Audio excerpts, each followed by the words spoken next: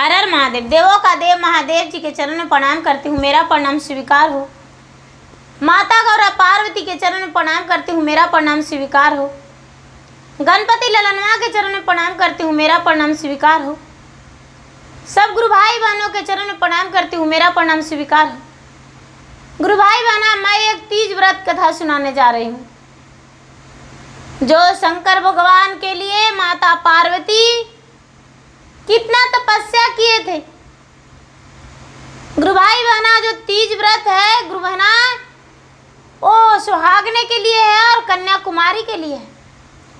कन्याकुमारी जो तीज व्रत करती है उसे भी सुंदर पति मिलते हैं, और सुंदर पति के लिए कन्याकुमारी तीज व्रत करती है, ब्राह्मणों को दान देती है और पूरा दिन रात उपवास रह के व्रत पूरा करती है।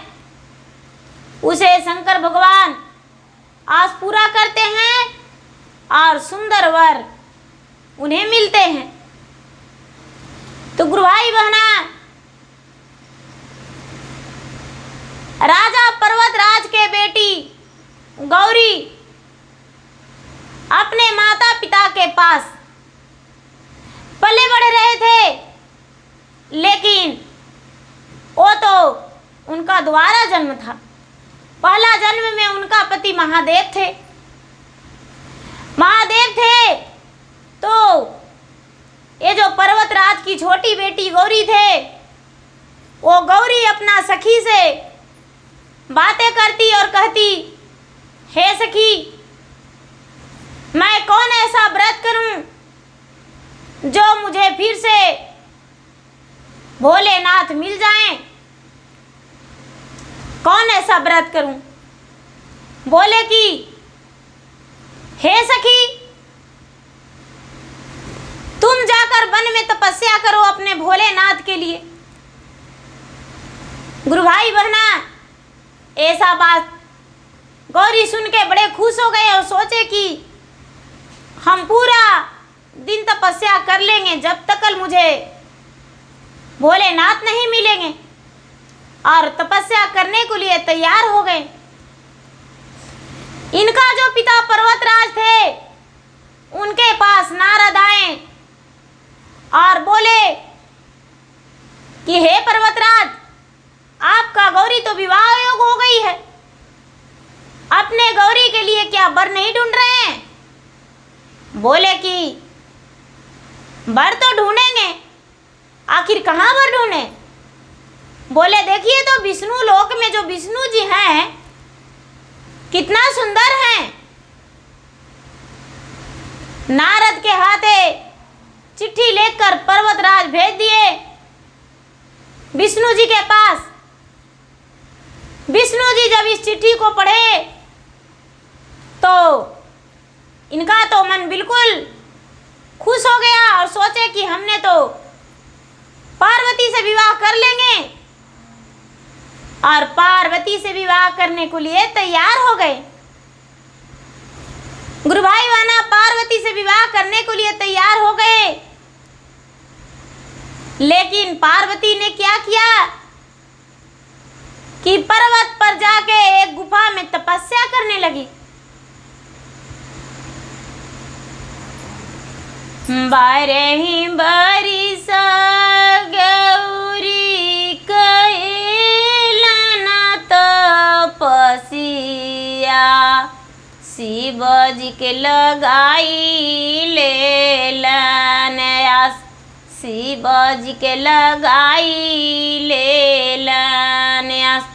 जेठवा बैसखवा गौरी चलई धूपा कलिया, जेठवा बैसखवा गौरी चलई धूपा कलिया, तैयो रहलन पर्वत ऊपर, तैयो रहलन पर्वत ऊपर। सावन बदया गौरी बरस रे बदरिया, तैयो रहलन पर्वत ऊपर, तैयो रहलन पर्वत ऊपर। आगहन पुष्पा गौरी रही बड़ी ठंडइया, तैयो रहलन पर्वत ऊपर, तैयो रहलन पर्वत ऊपर। लगाइयो में बैठलन गौरी शिवा के आसरावा, जब शिवा मिली है हमार, जब शिवा मिली है हमार, तब जैबै अपनों के घर। गुरु बहना, पार्वती बिचारी पूरा प्रात में साज ली सब कुछ, अब पर्वत पे जाकर तपस्या करने लगी अपने भोलेनाथ के आस में, और मन में ठान ली कि जब तक मेरा भोलेनाथ नहीं दर्शन देंगे और मुझे अपना पत्नी के रूप में नहीं स्वीकारेंगे, तब तक हम घर लौट कर नहीं जाएंगे। जब पूरा गर्मी के दिन जेठ बैसाख तबने लगा, लहर धूप, फिर भी गौरी तपस्या में ही रह गई। बारिश बरसने लगा सावन भादो, फिर भी गौरी तपस्या में ही रह गई।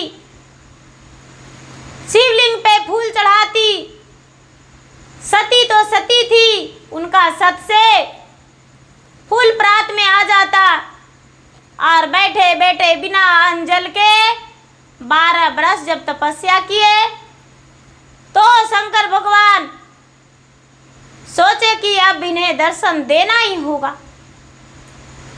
अब तो इन्होंने इतना मेरे लिए तप किया। जाके उनके सामने शंकर भगवान खड़े हो गए और कहने लगे कि तुम किसी की कन्या हो और किसके लिए आस लगाए बैठी हो इस पर्वत पे। पार्वती बोली, महाराज आप छल ना करें, मैं तो आपकी वही गौरी हूँ जो आपके पिछले जन्म में थे, और पुनः जन्म में फिर भी वही गौरी हूँ। आपके पाने के लिए मैं आस लगाए बैठी हूँ। महादेव इतना सुनकर बोले कि हे गौरी, तुम्हारे पिता ने एक खत लिखकर भेजे हैं नारद के हाथे विष्णु जी के पास, तो तुम्हारा तो विवाह होने वाला विष्णु जी से है। गौरी कहती है, नहीं महाराज नहीं, विष्णु जी तो किसी और की हैं। भला मैं कैसे? मैं तो आपके आस लगाए बैठी हूं, आपसे ही विवाह करेंगे।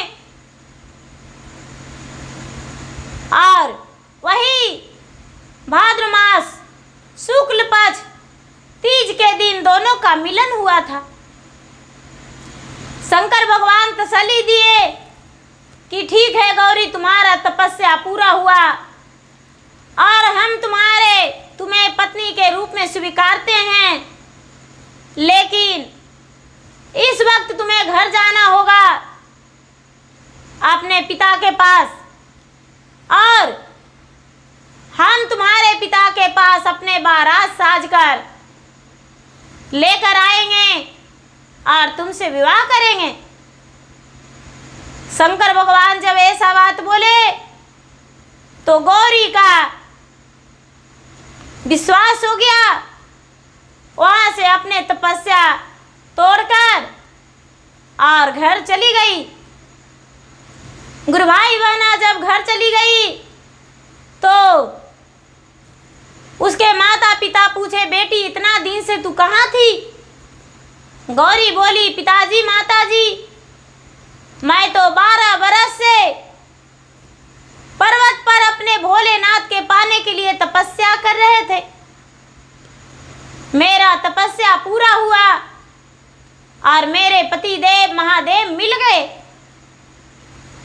उनके पिता पर्वतराज मैनावंती बोले, तुम्हारा विवाह तो मैं विष्णु जी से कर दिया हूँ तय। बोले, नहीं पिताजी, उनका बारात लौट कर जाएगा और मेरा महादेव मुझसे विवाह करके लेकर जाएंगे, मैं उनका अर्धांगिनी हूँ। पर्वतराज की गौरी पे गुस्सा, नाराजगी, सब कुछ हो गया, लेकिन पार्वती नहीं डरी, अपने बातों पे अड़ी रही। महादेव भोलेनाथ पर्वतराज के द्वार पे बारात लेकर गए और अपना गौरी से विवाह किए।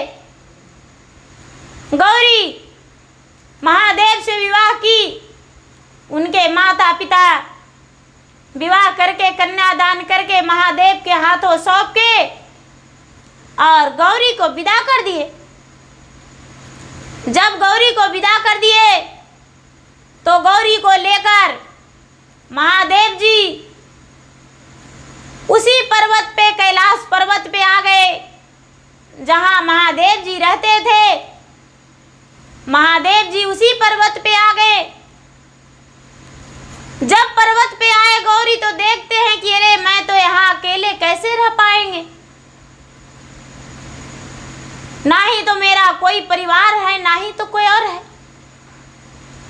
अकेले मुझे रहना पड़ेगा।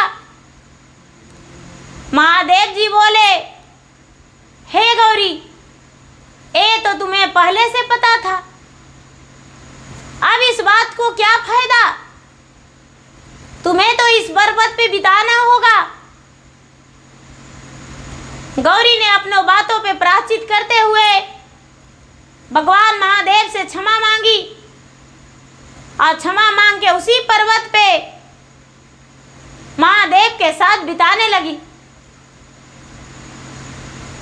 तो गुरु भाई बहना, इस व्रत को पार्वती ने भी किए थे और पार्वती भी करके और इस व्रत को पूरा किए थे और जन्मों जन्म सुहागन रहे।